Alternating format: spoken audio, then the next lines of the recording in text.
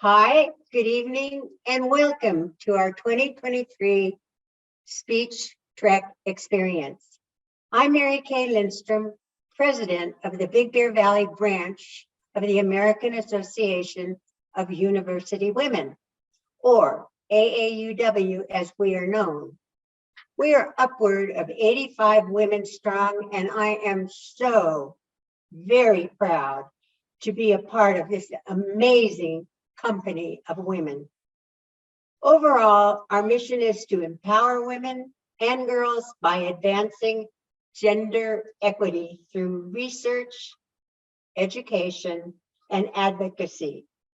Our mission tonight is to inspire and encourage the young people of this valley to develop a solid set of communication skills.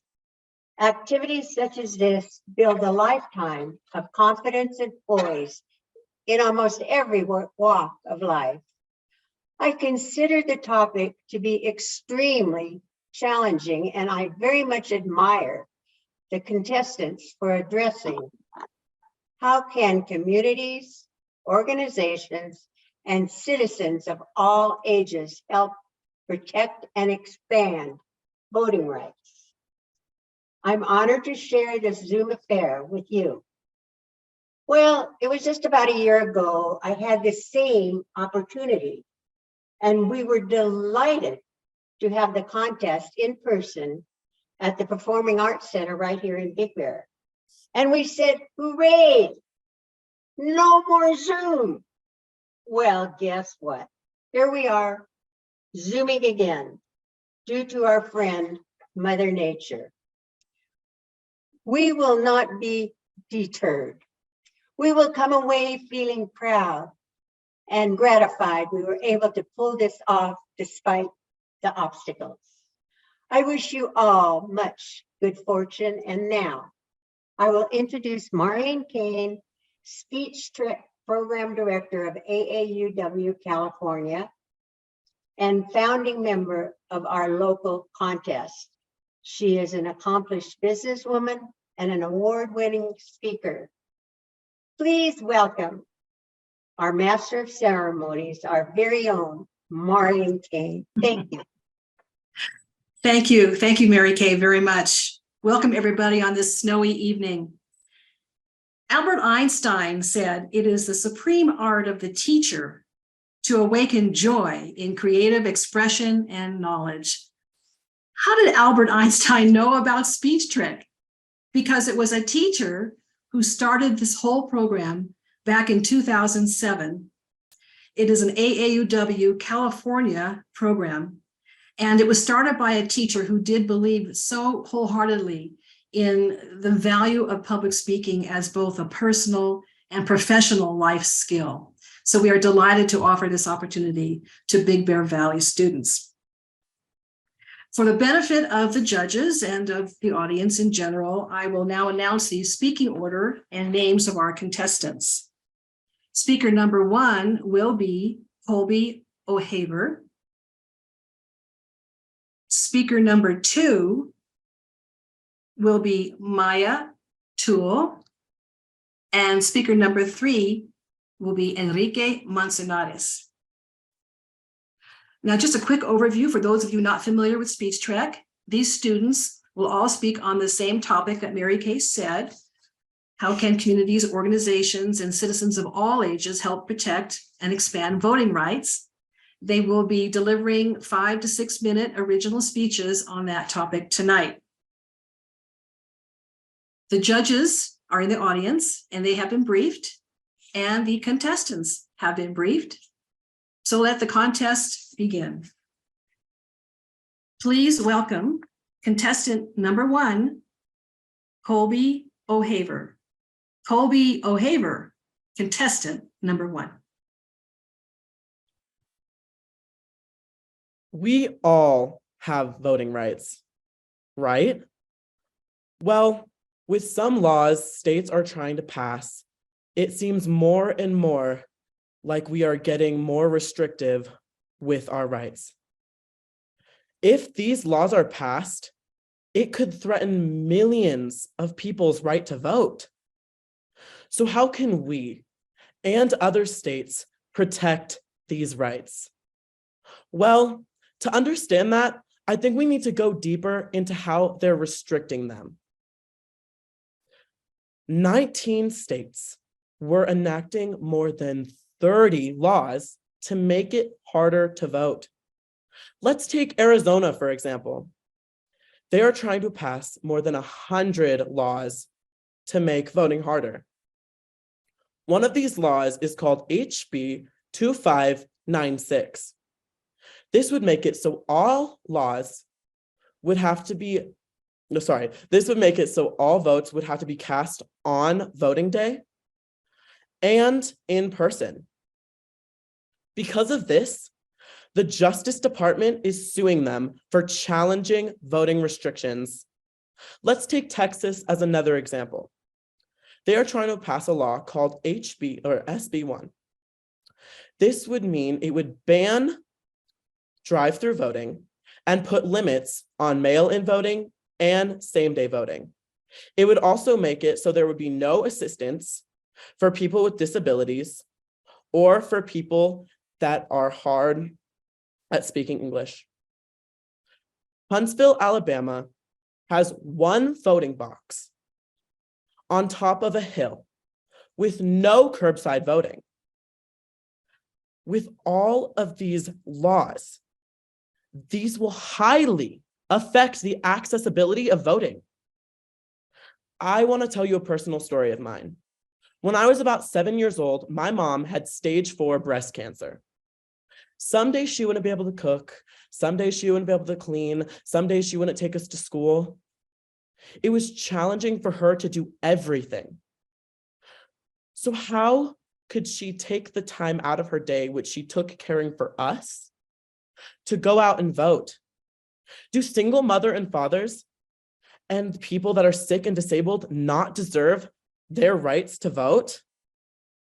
No, they do. So how can states protect these rights? Well, we could make Election Day a holiday. This would make it easier for people to vote, whether that's a parent taking their kid out of school or it's a college student. They would have this day as a holiday.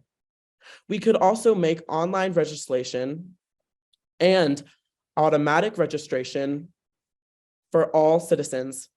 This would mean eligible citizens would automatically be registered, so they wouldn't have to take the time out of their day to register. It would also mean that they could take free time to go vote online and not have to do it in person. But what can we as individuals do?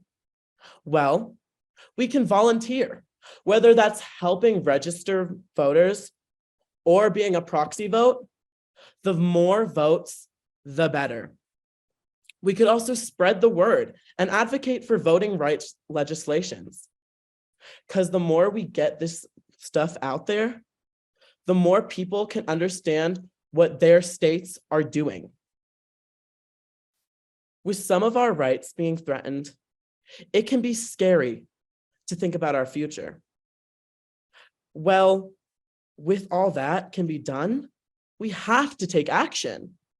So don't let the states threaten our rights, because we all have the rights to vote. And with those rights comes the responsibility to protect them.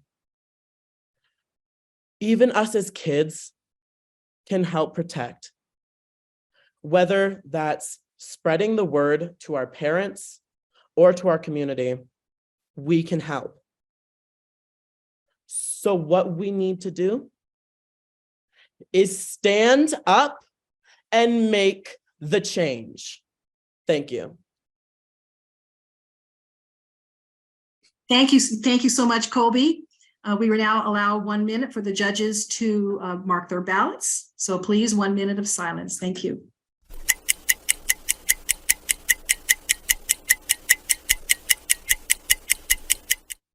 Please welcome contestant number 2, Maya Toole. Maya Toole, contestant number 2. Voting. What is voting? To some people, voting may be merely slipping a piece of paper into a box, standing in line for hours, filling out registration, another chore in the daily bustle of American lifestyle. But to me, voting is a voice for the voiceless. Voting is our opportunity to make the changes on things that need to be changed in America. And there is nobody that knows better about what America needs than its very own citizens. This is why it is imperative that voting is as accessible, secure, and reliable for all Americans to cast their ballot. This is a right that we must hold on to because it is a right that we have not always had. In 1870, the 15th Amendment granted African American men the right to vote. In 1920, the 19th Amendment granted women the right to vote. And in 1965, the Voting Rights Act allowed all races to vote. Nowadays, citizens of all genders, races, and social classes can vote. This means we've achieved voting equality, right? Not quite. While we've made it legal for all citizens to vote, America now struggles with accessibility. Millions of Americans fail to make it to the polls every year, whether it's because of improper funding, unreliable information, voting barriers, or simply just not understanding the impact of their vote. Millions of Americans fail to make it to the polls every year. This leaves the decisions made in Congress generalized and unrepresentative of all, and this needs to change. The 2020 election counted 158 million Americans' votes despite the hardships of the pandemic. This should be a cause for celebration. Voters feel the urge to vote more than ever. So why is it then that government leaders have now proposed laws to make voting harder? As of May 4th, Brennan Center for Justice states at least 34 bills with restrictive provisions are moving through 11 state legislatures. Overall, lawmakers in 39 states have considered 393 restrictive bills for the 2022 legislative session. Since the beginning of 2021, 18 restrictive laws have been passed in 34 states. These laws are being passed on baseless claims of voter fraud, disproportionately restricting the access of Black, brown, young, and old communities whose voices need to be heard the most. These communities are already disadvantaged, and restricting the access of these communities goes against the very core of our democracy. So what can we do? We're not government leaders or parts of Congress. We are better. We are the people. The government works for us, not the other way around. Advocate and speak up about political issues that you feel strongly about. There are resources available to us that have all of our political needs readily available online. Organizations like vote411.org that has all of our needs for election information readily available online in Spanish and in English for any election. We can use resources like this to form our arguments for our causes and argue it by voting. Whether it's childcare, infrastructure, our veterans or otherwise, there are resources available to us. By using our voices both as individuals and as a community, we can make change by saying and doing. Furthermore, it is imperative that our government take equal responsibility to enact legislation that equally increases accessibility of voting for citizens. People are neglecting to cast ballots around the country every year. For example, MIT states that 35 to 60% of eligible voters do not cast a ballot in any given election. Like the 2016 election, which counted the most voter turnout since 1968, 60% of eligible voters voted, but millions did not. When surveyed as to why by Pew Research Center, over 40% reported overlooking deadlines, transportation issues, not being able to get time off work, or just not being able to stand in line for hours. Systemic barriers at every level of the voting system heavily discourages Americans from being involved, and we end up with unmet needs and a lack of trust and reliability in our government. But there are programs that we can push for as people and as a community that we can vote for that will make voting more accessible and more easy and appealing for all Americans. Like Colorado's all-mail voting system that has boosted voter turnout significantly overall, while increasing engagement from communities of color, disabled communities, and poor communities. This shows that policymakers should heavily consider implementing expansive legislation into all 50 states' legislation. We can reduce voting disparities across the country and increase voter turnout overall. In conclusion, when you leave here today, I ask you to please use your strength as an individual and as a community to seek out organizations and form arguments for your causes. For all of our political needs, we do have resources to help them. We can expand and protect voting rights by doing and not saying. Dr. Martin Luther King Jr. once said, "Our lives begin to end the day we become silent about the things that matter." We have the power to make change, and we have the power to use our voice for that change. So the next time an election comes around, I ask you, speak up and cast your vote. Thank you. Thank you so much, Maya. May we have 1 minute of silence for the judges to mark their ballots.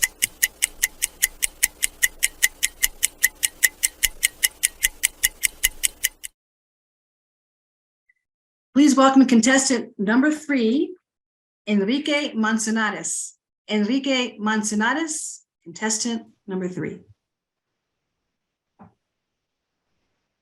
Here we are in 2023 having debates over voting rights. So what can nations, organizations, communities, and you help do to help expand and protect voting rights? Today, I will give you 4 solutions to help support today's topic. Firstly, what can states do? We will talk about the most difficult and most political way we can help solve this problem. What a solution a state could do is by bringing in more diversity of sex. So, women. In reality, women play a huge role in voting rights. We can not only see this today, but throughout history. Thanks to women, we got the 19th Amendment, which stated that women could vote. But people would say the past is the past. What can women do now in modern times to help expand and protect voting rights? We will begin with a data table created by Center for American Women and Politics. It shows that women outvote the men by a staggering 11% each year. An example of this is with the 2016 election. We all know that the 2016 election was a crazy election, but what you didn't know was that women had a 64% voting rate in that election. A report done by Pew Research Center shows that women had a 78% involvement in that election. So we get it. Women can play a huge role in voting rights because they're strong leaders. So what can organizations do? Organizations have always been a huge part of voting. But how exactly did they get what they were fighting for? An example of this is with the expanding and protecting voting rights by protesting on the streets is an example done by the Universal African American Improvement Association. They spent years fighting for African Americans to get a vote. African Americans finally got a vote in 1870, but it came with a price to pay. It came with Jim Crow laws, which basically prohibited African Americans to get loans for houses. It gave them more discrimination, and in some states protect themselves from harm being done. Almost a whopping century later, did African Americans finally get equality and their real voice. I Have a Dream is a speech done by Martin Luther King Jr. He created an organization which protested on the streets non-violently. While this may be an old organization, you can see what an organization can do to help expand and protect voting rights. So what can they do in modern times? Many organizations collect money. This money goes to other organizations that help any immigrant, any criminal defendant, or basically anyone who can't vote. An example of this is with the AAUW. The AAUW helps so many immigrant families. They made sure that the immigrant families had a basic understanding of English, politics, culture, etc. While the immigrants may have not gotten a vote immediately, they did get one eventually by living in America for many years. The ACLU also had a huge role in the abortion rights crisis. They had a 64% increase in that crisis.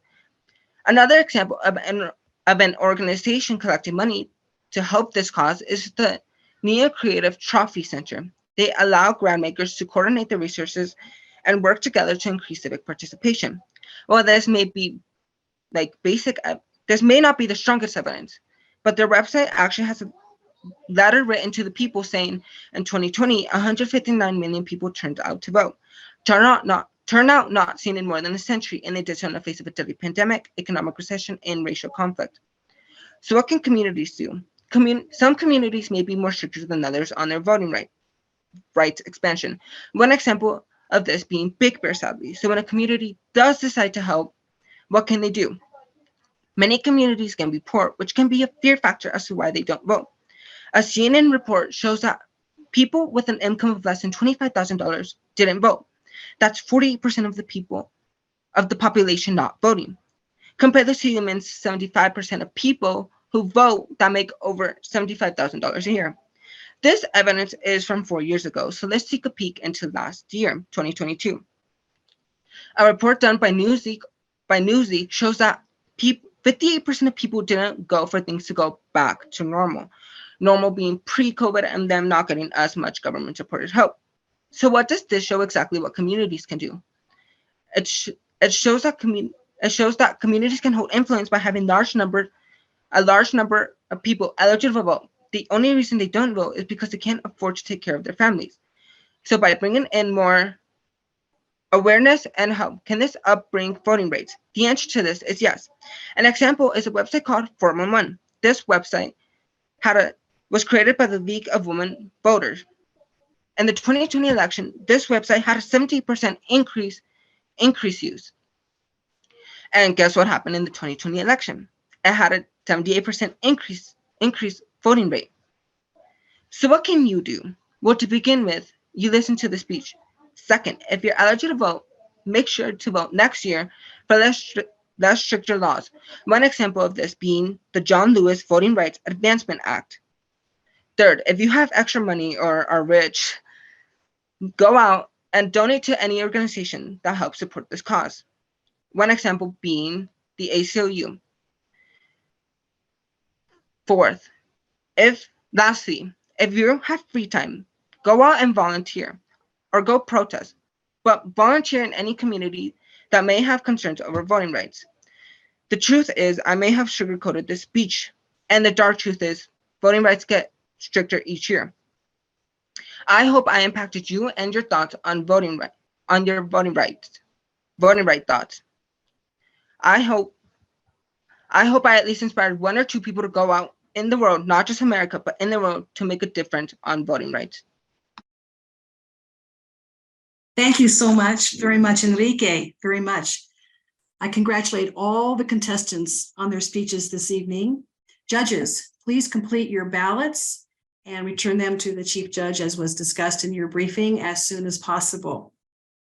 While the judges are marking their ballots, I would like to get to know our contestants a little bit better and chat with them. So I would like to ask the contestants to please be spotlighted.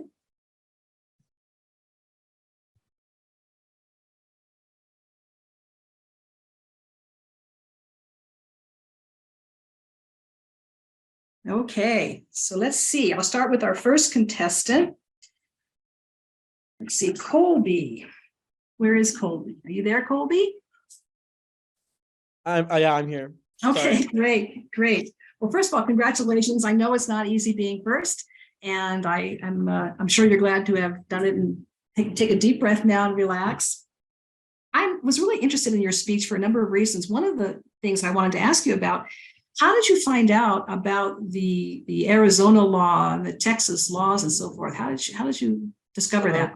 Well, I wanted to give details because I didn't want to just have a blatant statement and be like, oh yeah, these 19 states have these laws, and then just not add any of the states, because it's just like, if we're not clear and we don't add that detail, then how do you know what we're really talking about? So I Googled it and I was like, what states have what restrictions?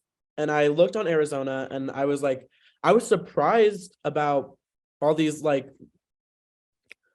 restrictions, because Arizona and like, I thought they were not like that, but then I saw like they had a lot of restrictions to them, and it was just like, with the one law that I mentioned, I was just like, that was really impactful. And it was from like a document of like the actual like state law, like everything was mentioned on there. Like it was an actual document from, I don't know, the courthouse or something. And so I found about that law, and I just wanted to be really detailed because I wanted to make sure that the judges understood what I was fighting for and what was really going on in different states. And I appreciated that as a listener too. And you mentioned something else I appreciated was the personal story that you included about your mom. And I was wondering, if that were to happen again to her or someone else, what do you think would help somebody who's incapacitated in that way? What would be of the most help to them if they want to vote?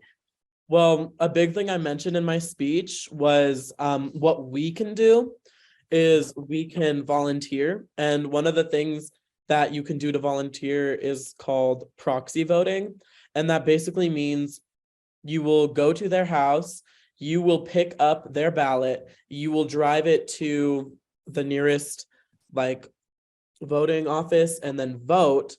Also, that is also called I think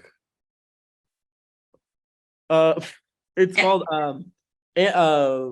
ooh it's like it's there's two words for it. I'm sorry. I'm That's looking, okay. I'm looking on my little note card, but I could not find it. But That's it's all right. so it's proxy voting, and that's one thing you could do. Also you can drive them or do anything really. It's just I think that like mail-in voting and proxy voting are the best ways that you can help them. Right. And you know, it's funny you mentioned proxy voting, because I'll tell you something now, and I'll share this with our audience that I didn't know, that I found out when my husband was in the hospital on election day. And I thought, oh, of all elections, you know, and that meant I couldn't vote either, I thought, or him. We found out that the county of that we were registered in makes some sort of process or allowance available if you are in the hospital on election day, which I didn't know. So that is what we're doing. I'm so sorry. Excuse me 1 second. I have one note here. One more. That's okay. You're doing great.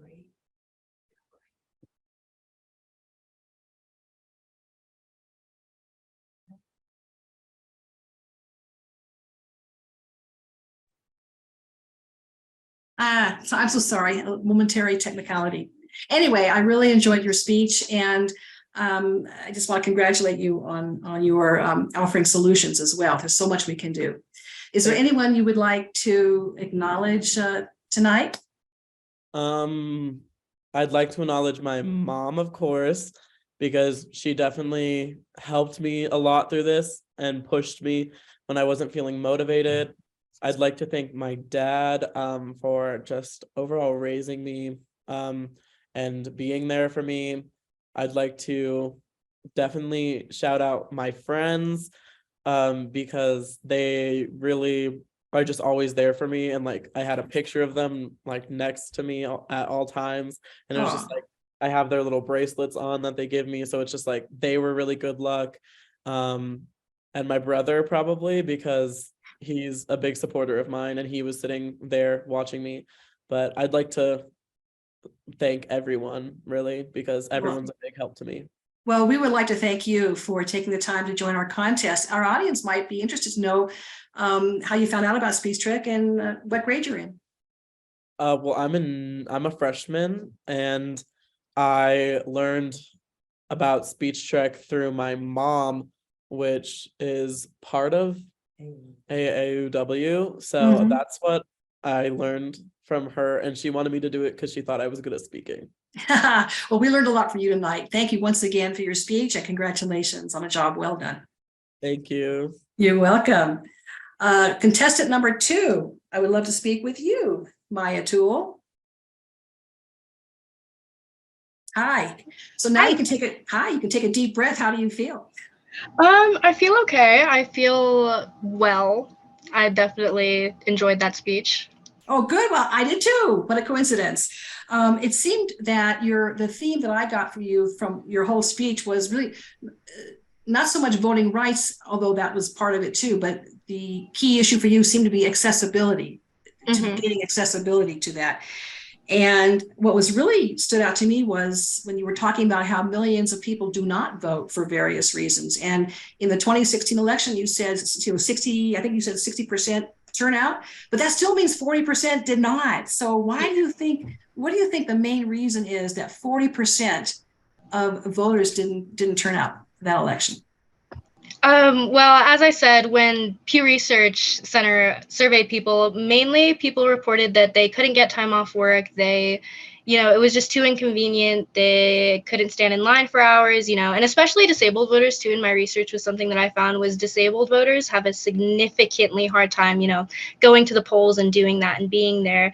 And I feel like a lot of people experience that same frustration, that same struggle with, getting time off work or being able to get there, transportation issues. It's just such a slim opening to vote. And I feel like options like at-home voting or voting by mail, I feel like those options would have really helped that. I agree. I agree with that for sure. You mentioned a lot of restrictive bills too that have been not only proposed, but I guess some of them have actually been passed. You said 18 laws have actually been passed that in some way restricted voting. What do you think is going on there? Well, as I said, a lot of them are being passed on baseless claims of voter fraud and whatnot, and voting security, which I think is a big concern with, just making sure all the numbers are right and everything, which I understand that, but I don't think that restrictiveness is going to help that. But I think that those laws are being passed because the government, it's hard to say because people don't vote for so many different reasons. Right. You mentioned barriers. So my last question to you, I guess, is what do you think the greatest barrier is of all the ones you've talked about? What do you think the greatest barrier is for people who are trying to vote, in your opinion? Finding adequate resources for sure. Finding, the right resources for voting in the first place, for casting their ballot and filling out all of the information, finding secure and reliable information for that, to be confident in that. And then also getting there and getting to the polls and, standing in the lines and doing the registration and, the entire process. And I think in terms of registration, our audience might be interested to know too, and I believe you are aware of this, that is it possible for someone under 18 to pre-register to vote? Yes, and I personally am pre-registered. I pre-registered as soon as I turned 16. I remember specifically because I saw a singular poster at my high school that was posted about pre-registering that I didn't even think of in the moment, but I remembered it when I turned 16, and I was like, I should do that. So yes, you can register online before the age of 18 when you turn 16, and that means that you can vote as soon as you turn 18. And I think that's awesome, and it's an awesome option that we have. I think it's an awesome option too, and I hope everybody in our audience encourages their 16 and 17-year-olds to pre-register, and then when they turn 18, the ballot comes, I think, for them, and they're all set. So, well, thank you so much for your speech, Maya. Is there anyone you would like to acknowledge this evening? I'd like to acknowledge AAUW and Colin Shower for getting me involved last year. Last year, I participated in AAUW's speech track, and Shower was the one that got me involved, and I've really enjoyed the experience. And thank you, AAUW, for having this experience available to, do what I love in public speak, and that's awesome. Oh my gosh! Well, thank you for sharing your words with us this evening. We greatly appreciate it. Congratulations. Thank you. You're welcome. And our third speaker tonight, I would love to get to know Enrique a little bit better. Enrique Manzanares, are you there? I'm here. There you are. How do you feel right now? Shaken. Oh, but you're done now. Now you can breathe. Yeah. Yeah, Done. exactly. Well, in your speech, you said something I felt was very interesting. And if I heard you correctly, I believe you said one of your solutions or one of your ideas was to bring in more women. Bring in more women. Did I hear that correctly? Yeah, you did. Okay, so that's interesting. So I think you said because more women tend to vote, I think is what you were saying. So my question is, why do you think more women than men, I suppose, more women tend to be more involved voters? Well, I'm in Mr. Courtney's A-Push class, and we heavily discussed this topic. And I think that women outvote the men and vote more because they were the ones fighting for what they wanted, and they got what they wanted by being strong leaders. So they obviously aren't gonna just be lazy and not vote. They're gonna be strong leaders and gonna continue to vote each year. Oh, interesting. And the other thing you mentioned that caught my attention was you mentioned the fear factor as being one reason why people may not be voting. Can you tell us a little bit more about what that fear factor might be? The fear factor is that, well, I mentioned in my my speech that sometimes they don't know the circumstances of their effect on voting. So that's a fear factor to them because many communities are very poor, and that can be a fear factor because they can't afford to take care of their families and of themselves without government supported help or just help in general. Mhm. So the fear factor is not knowing what you're voting for and then not getting help, like financial help. Oh, I see. So you think if they were able to get more of that kind of resource, they might be more inclined to vote? Yeah. Okay, well, let's hope that comes true for sure. Is there anyone in the audience you would like, or out there in Zoom world, you would like to acknowledge tonight? Yeah, I would also like to acknowledge Colin Shower because originally I wasn't gonna do the speech track. I found this speech track very difficult and scary. The topic itself was heavy, and I was not gonna do it. And then I guess a spark flew in me, knowing that Mr. Shower would be disappointed in me for not trying at least. So yeah, Wow. and of course my mom, but Great. more Mr. Shower because he's my inspiration. He's your inspiration. Wow. Well, he's an inspiration for a lot of people. And I know he's watching tonight. I'm sure he's very proud of you, and as we all are. Thank you so much for your speech tonight. Enjoyed it. Congratulations to you, Enrique. Thank you. You're welcome. You're so welcome. Well, that concludes the competitions part of our contest this evening. And while the judges are completing their ballots, I would like to acknowledge our chairman of the Speech Track Committee, our local Big Bear Valley Branch Committee Chair, Jana Bryant, who would like to make some announcements and acknowledge some folks. Jana?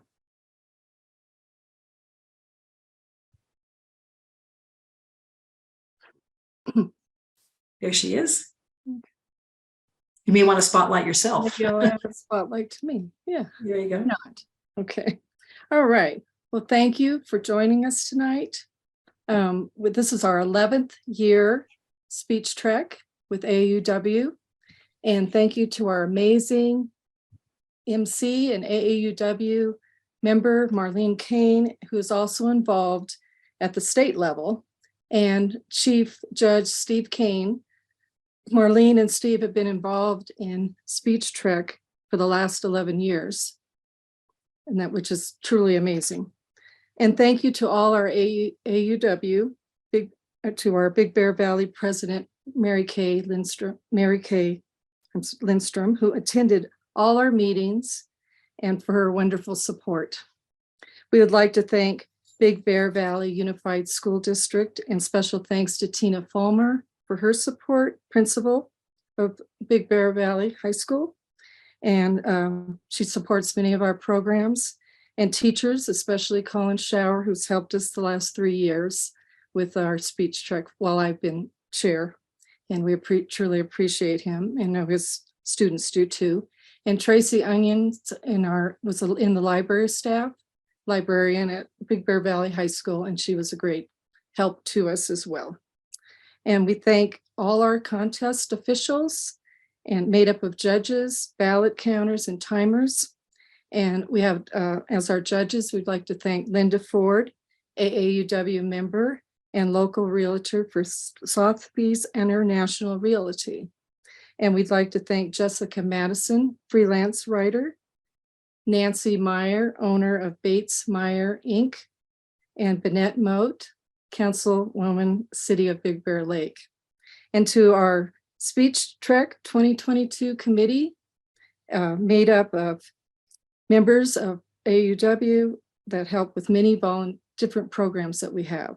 Marlene Kane, Lori Wolf, Cheryl Brown, Linda Ford, and Jenny O'Haber, who gave so much to our planning and helping us with the speech workshops and all different things for the contest.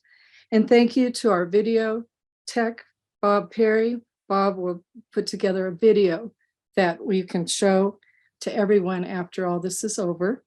And AAUW board member Sarah Tully, she's making us certificates that we will either be mailing or bringing to school. and Treasurer Sandy Simp, who checks will be in the mail, she told me, and Christy Walker, our photographer and journalist for AAUW. And most important, the stars of the evening, Colby, Enrique, and Maya. And we are very proud of our students tonight, and we applaud you. And thank you. And now back to Marlene, who will be making announcements of the awards tonight. Thank you. Thank you, Jenna. The ballots are still coming in. So I would invite at this time, if you'd like to open up to the audience while the ballots are being completed, I would suggest that at this time, and I'll be back as soon as possible. Oh, I didn't know if you were going to talk, say anything today about the new government tech program. I'd be happy. I would be happy to talk about that, and that'll lead us right into our results. I'll put my video on here. Hi, everybody. Sorry for the delay, but we are just about there. What Jenna mentioned about GovTrek is we have Tech Trek, which is for middle school girls, and Tech Trek is a program that sends middle school girls to a university for 1 week in the summer. Fabulous program, and it's at virtually no cost to the family. And then, of course, Speech Trek that you saw tonight for high school students. And then a brand new program called GovTrek, excuse me, and the pilot program has already started for this year. And that program is for junior and senior girls, high school girls, who are interested in a career in public service and elected office. So what's happening right now is that there's over 100 girls enrolled throughout the state. They are put into different teams. And throughout their 5 or 6 week program, they among themselves decide on their team who's going to be the candidate, who will be the speechwriter, who's going to be a campaign manager, and so forth. They put together a video campaign and present it at the end of the program. They compete for prizes. So that is a pilot program going on this right now as we speak. And I'm sure there'll be changes as the program grows. But next year, if anyone is interested, it is just for girls, junior and senior. So we'll make sure that Big Bear High School knows about it. But thank you for letting me plug it a little bit. So we should have results in just a moment. I want to thank the judges again for helping us listen and evaluate the students tonight. And in just a moment, we will make those announcements. So I'm going to turn my video off for just a moment as I get those results. So everybody just... Okay. All right. So I'm just about ready to announce the awards. I do want to just thank everybody. I'll put my video back on. There we go. Really want to thank everybody for their patience and professionalism, especially our contestants and our judges and our Speech Trek committee for all their help tonight. You know, there's a very famous woman named Madeleine Albright. She passed away last year, but she was our 64th U.S. Secretary of State. And she said that it took me quite a long time to develop a voice. And now that I have it, I am not going to be silent. And I'm so grateful that our contestants tonight were not silent and that they stood up and stepped up and gave us their voice. So I'm very grateful for that. And I hope you all continue to do that. So to recognize their voices tonight, let me go ahead and announce our prizes, our winners. Everyone gets a cash prize tonight. Marlene, yes. Why don't yes. I go ahead and highlight, or I'll bring all the students in. Sure. Go ahead. Take a minute to do that. Okay. And if I had a drum roll, I would do that, but I don't. So here's Colby. I also want to commend our teachers and our principals for their support of this contest. And we look forward to next year, by the way. We are working on the 2024 topic, which will be announced in April. So I'll be on the lookout for that. All right, there's all our contestants looking very proud. I'd like to acknowledge and congratulate our third place winner, who will also get a cash award of $100. Please help me congratulate Colby O'Haver. Good job, very good job. And our second place winner this evening and a cash award of $300. Please help me congratulate Enrique Manzanares. Congratulations, Enrique. And our first place winner and representative of Big Bear Valley branch, whose video will go on to represent us at the semifinals later in March, and a cash award of $500 Please help me congratulate Maya Toole. Congratulations to all of our contestants. And I, again, am grateful for your participation. Please pass the word. You all did a wonderful job this evening. It was my pleasure to be your MC. This contest is now adjourned. Good night, everybody.